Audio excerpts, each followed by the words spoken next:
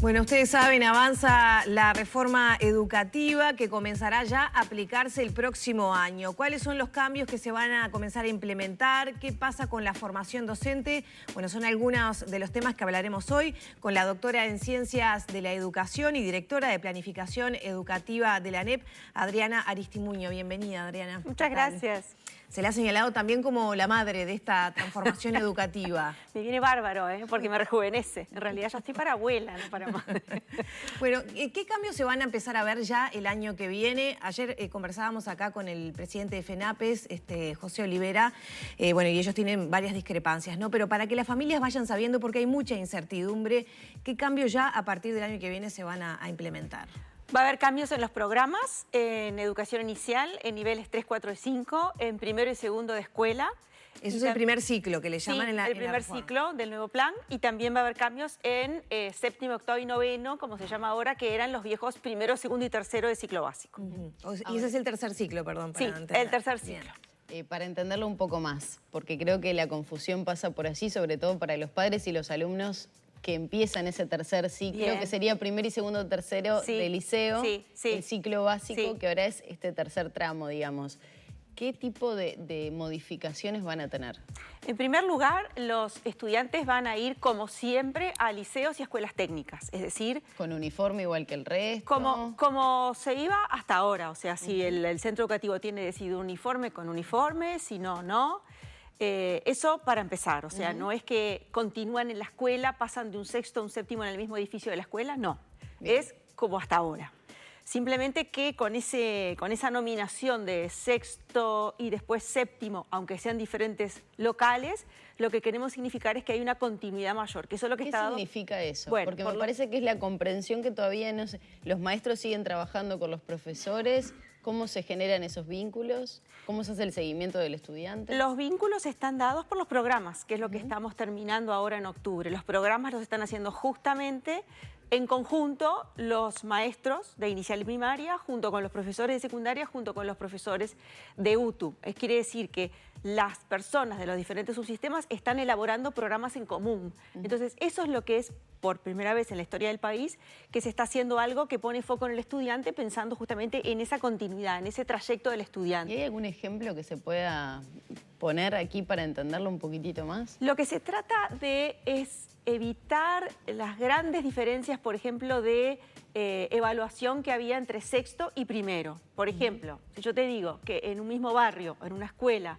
había un 2% de repetición en sexto, y esos mismos niños van al liceo, hacia el local del mismo barrio, los mismos niños, y al año siguiente tenían un 28% de repetición, quiere decir que había una oferta educativa que les estaba tratando de manera diferente. Lo que se trata ahora es justamente de cambiar eso, de ser una cosa mucho más continua, mucho más congruente, mucho más homogénea, que los niños que pasan de la escuela al liceo tengan un programa común, un programa que los trata igual, que tiene criterios de evaluación similares y cuyos programas fueron hechos por las maestras y los profesores en conjunto. Hasta ahora se hacían los programas separados, por eso esas diferencias. O sea, pero la dinámica del liceo va a seguir siendo igual, materias, profesores, muchos profesores, eso no cambia nada. No estaba un poco ahí en esa diferenciación de pasar de la maestra a una figura única, digamos, con otro vínculo afectivo, incluso con los alumnos, a pasar a otro esquema mucho más frío que propone el liceo? Bueno, justamente lo que se trata es de que cambiar lo que va a pasar en las aulas con el nuevo plan. Es decir, se va a trabajar mucho más de manera coordinada entre diferentes docentes por la metodología del trabajo en proyectos, que se parece bastante a lo que se hace en la escuela, porque en la escuela se toman los fenómenos de manera más unitaria, es decir, de manera mucho más congruente. Como se dice muchas veces en pedagogía, los problemas no vienen en la vida real, no vienen por biología o por física o por química, vienen como problemas y vos los abordás con tus conocimientos de lo que tienes, así, de la biología, de la psicología, de la química.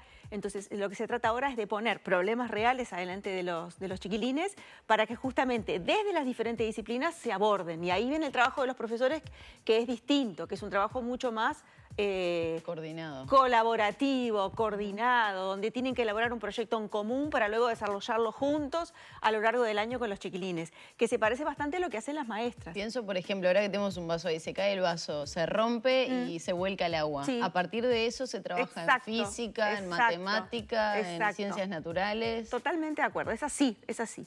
¿No se venía, de hecho, trabajando así ya? Sí, en muchos lugares sí. Lo que se trata es de proponerlo para todo el sistema, porque se venía trabajando por competencias, se venía trabajando por proyectos. ¿Genera tanta resistencia entonces y ya se venía aplicando en algunos centros? De hecho, muchos de los docentes que integran FENAPES dicen, bueno, nosotros hay muchas cosas de la vida cotidiana que en UTU, por ejemplo, hasta en peluquería, aplicamos la economía, les enseñamos cómo es el mercado. ¿Por qué cree que hay resistencia? Yo creo que esa pregunta es más bien para ellos, porque si ellos mismos dicen que se venía trabajando de esta manera, ¿cuál es el problema en que se proponga para todo el sistema? La metodología cambia, por ejemplo.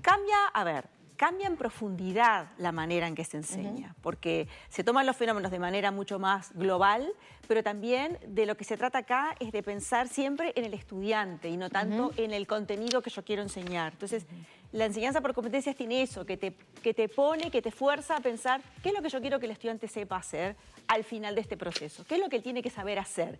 Entonces, el contenido que yo tengo que enseñar tiene que estar al servicio de ese saber hacer final, ese saber hacer que yo tengo que corroborar y verificar en el estudiante. Hasta ahora alcanzaron a diseñar la malla curricular y están abocados a la elaboración de cada uno de los programas. ¿Cuándo van a estar terminados? ¿Llegan al año que viene? Porque estamos en octubre, ¿no? Sí, estamos elaborando los programas que van a terminarse a fin de octubre, que de acuerdo a lo que tenemos previsto se aprobarían en la primera semana de noviembre. Esos programas, junto con el plan de estudios, pasa todo a consideración de las ATD. Y también es bueno destacar que las ATD siguen trabajando en la elaboración de los programas, inclusive la ATD de primaria, que le mandató a sus miembros que se retiraran. Muchos de sus miembros, la mayoría de sus miembros quisieron seguir trabajando en la elaboración de los programas, ya no como delegados de ATD, pero sí como profesionales de la educación. ¿Qué pasó ahí? ¿Por qué está tan cortado el vínculo, el diálogo sobre todo, ¿no? Desde las ATD, bueno, se comunicó que se retiraban porque decían que ese intercambio no era tal porque no se tomaba su opinión o era muy rápida la consulta. ¿Cuál es la situación desde ANEP? En realidad no cambió nada cuando ellos decidieron que se retirara la ATD de primaria. En realidad veníamos trabajando desde agosto con la ATD de primaria muy bien. La prueba está que la mayoría decidieron quedarse y seguir trabajando. Pero ellos decidieron que se tenían que retirar. Bueno, creo que es una pregunta para hacerle a ellos. No hubo cambio ningún. Ahora, es la representación gremial, ¿no? Y el no, es la representación técnica. No debería ser la representación gremial. Los gremios son otra cosa. Pero la representación de los docentes está a través de la ATD. Técnicamente, sí. Sí, pero bueno, fue una decisión de la ATD de retirarse. En realidad nosotros los invitamos y estamos muy contentos de que muchos quieran quedarse. Me imagino que como autoridades de primaria o de la educación en sí necesitan tener un porqué, no hay un diálogo, no se les está permitiendo el aporte. ¿Qué es lo que está pasando? Porque también es lo que se denuncia por parte de los sindicatos de secundaria. ¿Cómo que no se les está permitiendo el aporte si se los está invitando y están participando? Están trabajando con nosotros. Fueron ellos que unilateralmente decidieron que los delegados no trabajaran más. Así que realmente la pregunta es para ellos. Claro, a veces se puede invitar a trabajar a alguien y no tomar nada de los aportes que puede hacer. No sé si es el caso. No, justamente. Si ellos quieren seguir es lo que denuncian, ¿no? Que es algo nominal, digamos, en la participación. Claro. Ellos están trabajando, están elaborando los programas y la prueba está que las personas que quisieron quedarse para seguir elaborando los programas se sienten tenidas en cuenta y están muy contentos con la forma que trabajamos, colaborativamente, con los colegas de media. Por primera vez en la historia, están elaborando los programas sabiendo lo que el niño va a hacer en primaria y lo que va a hacer luego en el tercer ciclo, que es la continuación de primaria. O sea que es una experiencia profesional muy valiosa. Creo que la lógica viene por otro lado. ¿Cuánto tiempo de capacitación se necesitaría para afrontar el próximo año con, bueno, ya docentes, tanto maestros como profesores de secundaria y de UTU, listos para aplicar todas estas nuevas metodologías? En la educación siempre estás aprendiendo, ¿no? Como profesional siempre te estás formando. Nosotros tenemos prevista una, llamémosle, sensibilización este año, que son cursos en línea para docentes que van a empezar ahora a fin de octubre. Son 2 módulos de 30 horas cada uno. Y luego el año que viene vamos a seguir una formación en los centros educativos, ¿no? Con un seguimiento por parte con la gente del primer ciclo de los inspectores y con tercer ciclo con los inspectores y con un grupo de profesionales llamados mentores que van a ir yendo a los centros educativos para apoyarlos en las dudas que ellos tengan. Entonces, esos cambios se llegan a, porque yo imagino, ¿no? Ahora hacen los programas, van a estar sobre fin de año, los programas elaborados, acabados, escritos, impresos. ¿Da el tiempo a las instituciones de acomodarse? Por ejemplo, ayer desde FENAPE se señalaba el incremento de horas de talleres, se precisan salones, lugares físicos, circulación de grupos. ¿Hay tiempo para instaurar todo eso? Sí, se está relevando toda esa situación y ya se tienen identificados algunos centros en los que puede haber alguna necesidad de algún local más, que se está trabajando en eso.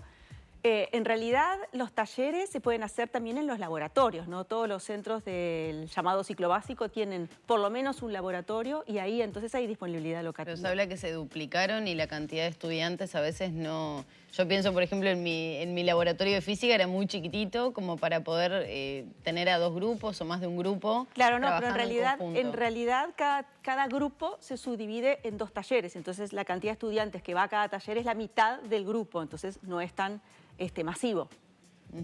¿Qué pasó con las competencias y la incorporación un poco de la mirada por contenidos? Aquí también tuvimos hace algunos días a Daisy Iglesias que miraba con buenos ojos, digamos, ese aporte que vino desde los docentes en el CODICEN de incorporar un poco esa mirada más mixta entre las competencias y contenidos, que yo creo que en general la población no tiene muy claro qué es competencias, contenidos, etcétera. Yo creo que es bueno que la población sepa que eso siempre estuvo. Es decir, siempre se habló de competencias, es decir, saber hacer. Por ejemplo, ustedes están haciendo una entrevista. Seguro que aprendieron a hacer entrevistas haciéndolas, teniendo una teoría de cómo era el relacionamiento con el entrevistado, teniendo una idea de cómo tiene que ser la manera que se pregunta, cómo ir llevando la entrevista desde las preguntas iniciales a las preguntas finales. No es lo mismo la primera pregunta que la última pregunta. Eso se aprende haciéndolo. Eso es una competencia, por ejemplo, saber hacer una buena entrevista. Ahí voy a un poquito. ¿Por qué? Porque una formación teórica se requiere previamente. Pero no terminé de explicarlo. Entonces, no, porque se aprende haciéndolo. Se aprende haciéndolo con la teoría que te dieron justamente. Es verdad que después lo vas perfeccionando. No es lo mismo la primera pregunta que la última, seguro que te lo dijeron en la teoría, pero el contenido siempre está, porque en realidad para saber hacer la entrevista tenés que saber lo que es una primera pregunta, una última pregunta, el rapport, el relacionamiento con el entrevistado. Eso es una mezcla entre contenido y competencia. Siempre se dijo, y desde el primer documento que se aprobó en abril de este año de forma provisoria y en agosto de este año de forma definitiva, se dice en el documento Marco Curricular Nacional que las competencias integran a los contenidos. Hay una frase que dice, los contenidos son fundamentales. Siempre se supo. O sea que el encare siempre fue así. Siempre. Desde la representación docente en el CODICEN no tenían esa mirada al principio, ¿no? Y bueno, es la mirada de la representación docente del CODICEN, está bien. Lo que pasa es que para el televidente nunca termina de quedar claro, porque tenemos una postura en un momento y otra en otro. Entonces, seguramente, si ayer vi la entrevista con Olivera, también hicimos muchas de discrepancias de lo que se planteaba por parte de las autoridades.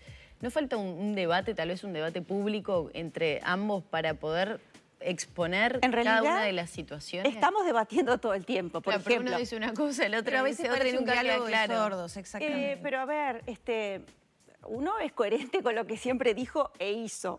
Si ustedes ven el documento, ustedes pueden sacar propias conclusiones. Si ven el documento Marco Curricular Nacional, verán que el enfoque siempre fue de competencias y contenidos. Y ahí podrán dirimir ustedes mismas si realmente cambiamos nuestra posición. Yo sostengo que no la cambiamos. ¿No está terminado el documento como para que la prensa...? No, el documento está terminado y aprobado. El Marco Curricular Nacional está terminado y es el definitivo. Hablo todo el documento de la transformación educativa para poder evaluar cada uno de los aspectos. Son diferentes todavía documentos. No está... Bueno, pero hacen al todo, ¿no? Porque también cuando nos planteamos situaciones como los talleres, creo que a vos también te ha pasado, Lore, de ir a charlas cara a cara, y se plantean un montón de situaciones por parte de los docentes, sobre todo de los recién egresados, y después hay otra respuesta por parte de las autoridades del CODICEN que difieren en los planteos que hace el sindicato. Entonces nunca termina como de acomodarse porque dicen, no, pues todavía es un borrador. Pero justamente hay que separar para entender. El Marco Curricular Nacional, contenidos y competencias, está aprobado definitivamente. Se tuvieron en cuenta muchas incorporaciones que nos dijeron los docentes, las ATD, los inspectores, los directores, los consejeros docentes del CODICEN. la posición no cambió, siempre fue contenidos y competencias. Eso es una cosa y es, digamos, el documento base de todo el proceso. Es cierto que es un proceso, son diferentes documentos. Después vienen las progresiones que derivan de eso, después viene el plan, que es lo que todavía es provisorio y donde se está viendo cómo se hacen los talleres, cuáles van a ser los talleres. Hay una propuesta sobre la que se va a discutir en noviembre por la CTD. Entonces, es bastante previsible que las autoridades digan cuál es su posición y que los gremios en su oposición y en su cuestionamiento digan otra. Me parece que eso es lo lógico, es lo esperable en un proceso así. A mí no me sorprende. ¿Qué pasa con los colegios privados que pidieron un año de prórroga? ¿La transformación se puede aplicar a nivel de toda la educación, que atraviese todo el sistema público, privado, Montevideo e interior? Sí, en realidad la transformación se va a aplicar en todos los grados que se decidió, no en toda la educación. Inicial y primer año de exactamente, exactamente. Y se va a hacer, se los invitó a las dos agrupaciones, AUDEC y AIDEP, a hacerlo ya el año que viene. Pero también se les dio la posibilidad de que si había algún centro que consideraba que no estaba preparado para eso, tomara un año más para prepararse. ¿Y por qué se tiene en consideración a ese tipo de situaciones y no al resto de la educación pública? Porque son empresas privadas que para ellos median despidos si hay cambios en la grilla y en la carga horaria. Entonces tienen que tomar previsiones importantes desde el punto de vista sobre todo económico. O sea, no puede haber despidos a raíz de la aplicación de la transformación. Puede haber despidos a raíz de la transformación si ellos consideran que la planta docente no se ajusta a la nueva grilla que todavía no está aprobada. ¿Por qué eso en el público no puede pasar? Eso es lo que los privados pueden llegar a pensar. Yo estoy convencida de que no va a pasar, porque lo hemos dicho muchas veces, las horas son las mismas, se distribuyen de otra manera. ¿En qué materias están los cambios más sustanciales, digamos, en cuanto a horas? Hay nuevas unidades curriculares, que eso también está bueno decirlo, no solamente la parte de lo que cambia desde el punto de vista de la carga docente para los docentes, digo, para las familias también está bueno saber cuáles son los nuevos espacios curriculares. Va a haber asignaturas que tienen que ver con ciencias del ambiente, también espacios curriculares que tienen con comunicación y sociedad, con mundo contemporáneo, con robótica y con programación. Claro, y ahí qué docentes se pueden, porque ahora tenemos docentes de geografía, de historia, ¿qué docentes pueden sumarse a esos espacios con esa mirada un poco más amplia, no solamente de la asignatura? Exacto, ciencias del ambiente tiene que ver con los docentes de biología y de geografía, por ejemplo. Bueno, también está ciencias de la computación, donde entran todos los docentes de informática. En robótica y en programación también entran los docentes de informática y tenemos pensada una formación en servicio para los docentes de informática justamente para fortalecer la formación en robótica y en programación. Estamos trabajando mucho con Ceibal. Y bueno, y los talleres, por ejemplo, los talleres de UTO se mantienen prácticamente los mismos. O sea, ellos tienen una gran cantidad de áreas de carpintería, gastronomía, educación física y demás que se mantienen. Y la novedad son los talleres en secundaria, que en realidad, novedad porque son talleres con metodología, pero las áreas... Son obligatorios, ¿no? Que son ciencias y arte, son las áreas de ciencias y arte de siempre. En ciencias entran biología, física, química, en arte entran música, educación visual, o sea, son los docentes de esas áreas que se convierten en docentes de taller. Cambia la metodología, pero son los mismos docentes que se van a... ¿Laboralmente van a tener las mismas horas o tienen pérdida de horas? No, ¿tú me preguntaste algo de eso? No, en realidad venía por el lado de los privados. Usted señalaba que podía haber despidos por cómo aplicaban la transformación. A ver, yo no dije que va a haber despidos. Dije que los directivos de los privados manifestaron que en caso de haber despidos necesitaban un tiempo más para acomodar sus instituciones, lo cual nos pareció razonable. Nosotros creemos que no tiene por qué haber despidos porque las cargas horarias no cambian. Aristimuño, ¿cómo se va a trabajar con esos docentes, con esta efervescencia de clima que hay, para, bueno, una cuestión me parece muy estricta que tiene que ver con la capacitación, con una nueva mirada, que seguramente tengan que pasar por ese proceso y no se va a poder hacer durante el verano, en 2 meses, pasar todos los docentes que hay, ¿no?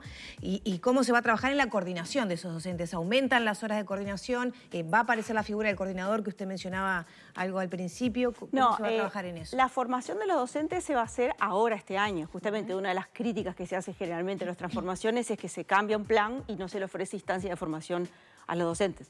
Nosotros ya empezamos en septiembre con la formación de todos los inspectores y de todos los directores, que también es importante formarlos, y la de los docentes viene ahora en la última parte del año. Pero decía, es una sensibilización inicial. No consideramos que eso sea una formación acabada. La formación continúa el año que viene en los centros educativos, que es la mejor formación. O sea, en tu lugar de trabajo, con tus compañeros, con los estudiantes reales que te toca formar ese año. Entonces ahí hay, me parece, una buena oportunidad para combinar la formación más sensibilización de este año y la formación in situ, en servicio, del año que viene. Aristimuño, ¿cómo ha pasado con los centros María Espínola? Son algunos centros en particular que tienen una metodología de trabajo un tanto distinta y sobre todo por la contención que se da de los alumnos.